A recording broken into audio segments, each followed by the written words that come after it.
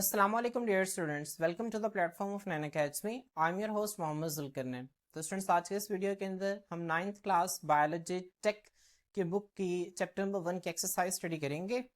Biology text जो है ये मैट्रिक इन हेल्थ साइंसेस और मैट्रिक इन एग्रीकल्चर साइंसेस दोनों के स्टूडेंट्स के लिए, दोनों स्टूडेंट्स बायोलॉजी टेक को स्टडी करेंगे। तो आज की video matric in health sciences और मैट्रिक इन एग्रीकल्चर साइंसेस दोनों स्टूडेंट्स के लिए। तो स्टूडेंट्स आए हम इनके एक्सरसाइज को देखते हैं। सबसे पहला एमसीक्यू है, हार्ट पंप्स ब्लड, दिल खून को पंप करता है। जो स्टमक है वो खुराक को डाइजेस्ट करता है। किडनीज जो है वो वेस्ट को खारिज करती हैं। अब स्टूडेंट्स यहाँ पे देखिए हर ऑर्गन का ना एक फंक्शन बताया हुआ है। हार्ट का फंक्शन बताया हुआ है, स्टमक का फंक्शन, किडनीज का फंक्शन बताया हुआ है। तो वो कहता है जो स्टेटमेंट है ये क्या है, ठीक है। फिजियोलॉजी वो ब्रांच है जिसके अंदर हम फंक्शंस की स्टडी करते हैं, ठीक है। नो डाउट यही आंसर है इसका। मॉर्फोलॉजी में हम शेप्स की स्टडी करते हैं। यहाँ पे शेप या स्ट्रक्चर के बारे में नहीं बताया हुआ। एनाटॉमी में हम इंटरनल स्ट्रक्चर का मुताला करते हैं, ये भी नहीं है। हिस्टोलॉजी में हम टिश्यूज की स्टडी करते हैं, ये भी नहीं है। तो इसका करेक्ट आंसर ऑप्शन ए है। सेकंड एमसीक्यू देखें students, which step comes between making hypothesis and doing experiments. कौन सा स्टेप है जो कि हाइपोथेसिस और एक्सपेरिमेंट्स के दरमियान आते हैं। स्टूडेंट्स आपको पता है कि हम सबसे पहले एक बायोलॉजिकल मेथड के अंदर हम सबसे पहले ऑब्जर्वेशंस करते हैं, फिर ऑब्जर्वेशंस के बाद हम उनसे हाइपोथेसिस बनाते हैं, फिर हाइपोथेसिस के बाद डिडक्शन और फिर एक्सपेरिमेंट्स। तो हाइपोथेसिस और एक्सपेरिमेंट्स के दरमियान क्या आता है, डिडक्शंस आता है स्टूडेंट्स। तो मेकिंग डिडक्शंस का ऑप्शन ए ही इसका करेक्ट आंसर है, ठीक है। ऑप्शन सी भी गलत है, बी भी गलत है और डी भी गलत है।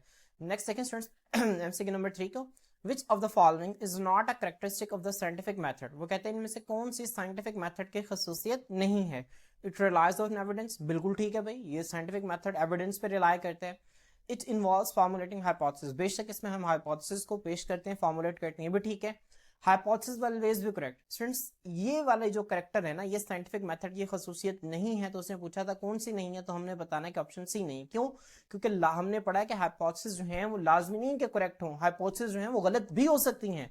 हमें कैसे पता चला कि कौन सी हाइपोथेसिस ठीक है कौन सी गलत है, ये हमें पता चलता है एक्सपेरिमेंट्स के जरिए। तो स्टूडेंट्स इसका करेक्ट आंसर ऑप्शन सी है, जबकि ऑप्शन डी है बच्चों, it requires rigorous testing. Students ये भी ठीक है, बिल्कुल ठीक है, साइंटिफिक मेथड की एक खसूसियत है। हमने बताना था कि कौन सी नहीं है, तो ऑप्शन सी नहीं है। तो आपने इसको जहन में रखना है, ठीक है।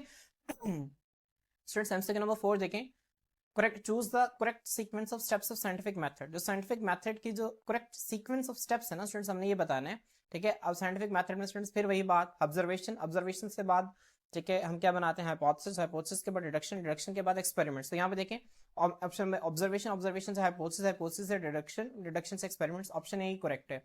ऑब्जर्वेशन से हाइपोथेसिस से लॉ और थ्योरी नहीं बनती बच्चे, गलत है। हाइपोथेसिस से हम ऑब्जर्वेशंस बनाते हैं, ये भी गलत है। लॉ और थ्योरी के बाद में रिडक्शन स्टूडेंट्स, ये भी गलत है। तो इसका करेक्ट आंसर ऑप्शन ए है। बच्चों नेक्स्ट देखते हैं, हमारे पास एमसीक्यू नंबर 5 है, people who slept near the smoky fire, ठीक है, had less chance to suffer from malaria. Why?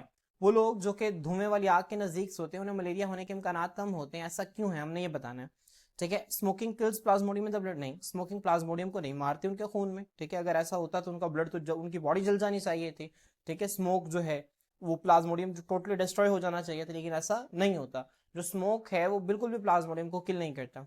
Second option देखें, fire increases temperature and plasmodium are killed in air, नहीं, फायर टेम्परेचर को बढ़ा देता है और प्लाज्मोडियम हवा में मर जाते हैं, बिल्कुल भी नहीं। स्टूडेंट्स प्लाज्मोडियम तो हवा में होते ही नहीं है, प्लाज्मोडियम तो होती मच्छर की बॉडी के अंदर है, ये ह्यूमन जो मलेरियल पेशेंट उसकी बॉडी के अंदर है। तो ये भी गलत है, ऑप्शन ए भी गलत है, बी भी गलत है।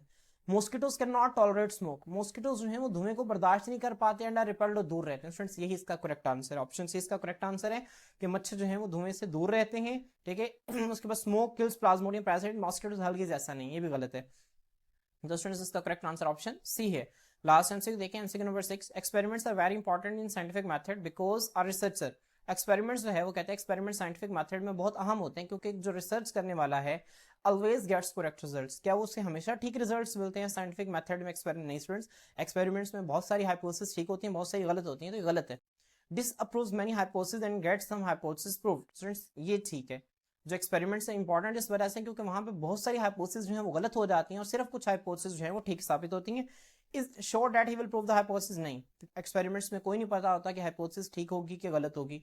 Gate such chance to work in laboratory, हरगिज ऐसा नहीं है, ठीक है। एक्सपेरिमेंट्स इस वजह से जरूरी है कि रिसर्चर को लेबोरेटरी में काम करने का मौका मिलेगा, नहीं, ये भी गलत है। जिसका करेक्ट आंसर ऑप्शन बी है। इसके बाद शॉर्ट क्वेश्चंस को देखते हैं, ठीक है। हमारे पास शॉर्ट क्वेश्चन है, ये 4 शॉर्ट क्वेश्चन है। क्वेश्चन नंबर 1 में डेफिनेशन है simple genetics, anatomy, palaeontology, marine biology और पैथोलॉजी। स्टूडेंट्स शुरू में ब्रांचेस गिवन है, वहाँ पे आप इनकी जाके डेफिनेशंस को रीड कर सकते हैं, ठीक है, वहाँ पे आपने डेफिनेशन वहाँ से इनकी याद कर लेनी है। बाकी लेक्चर्स में मैंने आपको इनको डिटेल से पढ़ा दी है। इसके बाद स्टूडेंट्स देखें क्वेश्चन नंबर 2 है difference between morphology and physiology. Students ये भी ठीक है, हमने ब्रांचेस में स्टडी किया। आपने क्या करना है, डिफरेंस को जब भी लिखना है दरमियान में लाइन लगा के लिखना है। एक साइड पे मॉर्फोलॉजी लिखना है बच्चों, और एक साइड पे जो है वो फिजियोलॉजी की हेडिंग देनी है। फिर इस साइड पे मॉर्फोलॉजी की डेफिनेशन और इस साइड पे फिजियोलॉजी की डेफिनेशन लिख देनी है, ठीक है। इसके बाद friends what is computational biology, तो सिंपल कंप्यूटेशनल बायोलॉजी में हमने पढ़ा हुआ है। जब हमने relationship of biology with other sciences पढ़ा तो वहां पे हमने कंप्यूटेशनल बायोलॉजी देखा। तो आपने कंप्यूटेशनल बायोलॉजी की जो है, ठीक है, जैसे वहां पे लिखा हुआ वैसे आपने लिख देना है। इसके बाद friends what is the role of observation and experimentation in the scientific method. Observation का और एक्सपेरिमेंटेशन का साइंटिफिक मेथड में क्या रोल होता है, मैं उसको दिखा देता हूँ आपको। स्टूडेंट्स देखें, इस क्वेश्चन का आंसर आपने यहाँ से करना है, हाइपोथेसिस वाले में जो पैराग्राफ है ना यहाँ से आपने करने हैं, क्योंकि ऑब्जर्वेशंस की हमने डेफिनेशन नहीं बतानी, हमने ऑब्जर्वेशंस का रूल बताना है। तो देखिए on the basis of observation के बुनियाद पर साइंटिस्ट क्या करते हैं, एक स्टेटमेंट को डेवलप करते हैं जो कि उस साइंटिफिक प्रॉब्लम के आंसर को क्या करती है, प्रूव करती है, जो कि अंडर स्टडी है। ऐसा जो टेंटेटिव आंसर है ना, इसको हम क्या कहते हैं स्टूडेंट्स, हाइपोथेसिस कहते हैं। यहाँ तक ठीक है, आपने इसकी हेडिंग देंगे रोल ऑफ ऑब्जर्वेशन। किसकी हेडिंग देंगे, रोल ऑफ ऑब्जर्वेशन। और स्टूडेंट्स रोल ऑफ ऑब्जर्वेशन की हेडिंग देने के बाद आप, ठीक है, ये लाइन लिख देंगे। इसके बाद स्टूडेंट्स नेक्स्ट देखें,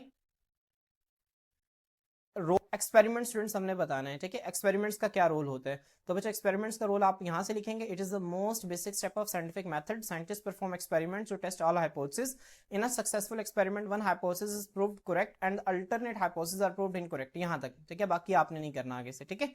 तो आप यहाँ पे रोल ऑफ एक्सपेरिमेंट्स की हेडिंग देके आप ये लिख देंगे, क्लियर। स्टूडेंट्स इसके बाद जो है वो सिंपल लॉन्ग क्वेश्चंस हैं। लॉन्ग क्वेश्चन आपसे एक्सरसाइज से कम ही पूछे जाते हैं, चैप्टर के अंदर से ही वो अपने पास से बना के कोई भी लॉन्ग क्वेश्चन वो आपको दे देगा, ठीक है। Explain how the study of biology can lead to different professional studies, ठीक है। आप बायोलॉजी के बाद आप कौन कौन से प्रोफेशनल स्टडीज कर सकते हैं, सिंपल कैरियर्स इन बायोलॉजी के हवाले से। अब देखिए स्टूडेंट, एक्सरसाइज से लॉन्ग क्वेश्चन आपको नहीं दिए जाते, बोर्ड में वो आपको चैप्टर के अंदर से देगा। वो आपसे कहेगा कि कोई से 4, ठीक है, कैरियर्स लिखें बायोलॉजी के, कोई से 5 कैरियर्स लिखें, ठीक है। How hypothesis is converted to theory, law and principle. एक हाइपोथेसिस को किस तरह से थ्योरी, लॉ और प्रिंसिपल में कन्वर्ट किया जाता है। सिंपल आपने हाइपोथेसिस को एक्सप्लेन करके फिर थ्योरी, लॉ और प्रिंसिपल को एक्सप्लेन कर देना है, ठीक है। जो थ्योरी और लॉ का प्रॉपर लेक्चर है, मैंने इसका प्रॉपर लेक्चर दिया हुआ है। इस थ्योरी और लॉ में क्या फर्क होता है मैंने इसको डिटेल से बताया, आप लोगों ने सिंपल इसको याद कर लेना, ठीक है। What are the basic steps ठीक है scientific adopts in order to solve a scientific problem. वो कौन कौन से बेसिक स्टेप्स हैं, आप लोगों ने इनके सिंपल नाम लिखने हैं। सबसे पहले आपने रिकॉग्नाइज करना है बायोलॉजिकल प्रॉब्लम को, फिर ऑब्जर्वेशन, फिर एक्सपेरिमेंट, ठीक है, फिर हाइपोथेसिस, फिर डिडक्शन, फिर एक्सपेरिमेंट्स और फिर रिजल्ट्स। इसके बाद describe the work of different scientist in discovering the cause of malaria. Students मैं इसको दिखा देता हूँ आपको बुक से कि आपने इसको कितना करना है। स्टूडेंट्स सबसे पहले आप ठीक है, साइंटिस्ट का जो कि हमने यहाँ पे जिक्र करना है, तो सबसे पहले आप यहाँ पे लिखेंगे रोल ऑफ लेब्रॉन, ठीक है, लेब्रॉन की, या रोल ऑफ लेब्रॉन लिख लें, फिर कंट्रीब्यूशन ऑफ लेब्रॉन लिख लें, ठीक है। यहाँ पे सबसे पहले आप लेब्रॉन की कंट्रीब्यूशन लिखेंगे। बच्चों ये हमारे पास पहले साइंटिस्ट थे जिन्होंने काम किया था। इसके बाद बच्चों आपने क्या करना है, इसके बाद आपने लिखना है कंट्रीब्यूशन ऑफ AFA किंग। इन 1883 में AFA किंग ने कौन सी 3, ठीक है, मेन इसकी ऑब्जर्वेशन थी, आप लोगों ने इसको लिखना है, ठीक है। इसके लिखने के बाद स्टूडेंट्स आप लोगों ने क्या करना है, आप लोगों ने इसके बाद रोनाल्ड रोज का एक्सपेरिमेंट्स लिखने हैं, ठीक है। ये रोनाल्ड रोज के जो एक्सपेरिमेंट्स हैं आप लोगों ने इसको लिखना है। ये रोनाल्ड रोज का एक्सपेरिमेंट्स था, ठीक है, चिड़िया के ऊपर भी था और इसके अलावा ह्यूमंस के ऊपर भी था। मैंने लेक्चर के दौरान इसको डिटेल से बताया। इसके बाद स्टूडेंट्स लास्ट पे आपने, ठीक है, चौथी हेडिंग बनेगी इसमें 1898 में कंट्रीब्यूशन ऑफ इटालियन बायोलॉजिस्ट, इसकी हेडिंग देके आप लोगों ने, ठीक है, इसको यहाँ तक लिखना है, ठीक है, यहाँ तक इसका रोल हो जाएगा। तो आप इस तरह, ठीक है, साइंटिफिक मेथड में मलेरिया के दौरान कौन कौन से साइंटिस्ट ने कौन कौन से कंट्रीब्यूशंस की थी, ठीक है, ये आपका लॉन्ग क्वेश्चन कंप्लीट हो गया। इसमें लास्ट लॉन्ग क्वेश्चन में रोनाल्ड रोज का एक्सपेरिमेंट वो आपसे पूछ रहे हैं। तो रोनाल्ड रोज का एक्सपेरिमेंट जो है वो सिंपल यहाँ से लेकर यहाँ तक, ठीक है, इंसानों और चिड़िया के ऊपर 2 एक्सपेरिमेंट्स हैं उसकी, ठीक है। आप लोगों ने सिंपल क्या करना है स्टूडेंट्स, इन एक्सपेरिमेंट्स को याद करना है और इनको लिखना है आपने, ठीक है। तो स्टूडेंट्स यहाँ पे देखें, write a descriptive note on experiments performed by Ronald Rose. तो रोनाल्ड रोज के एक्सपेरिमेंट्स आप लिख लेंगे तो आपका ये जो है ये लॉन्ग क्वेश्चन अटेम्प्ट हो जाएगा। तो स्टूडेंट्स ये चैप्टर नंबर 1 की एक्सरसाइज थी। इंशाल्लाह नेक्स्ट वीडियो के अंदर हम चैप्टर नंबर 2 के साथ आपके खिदमत में हाजिर होते हैं। अल्लाह हाफिज।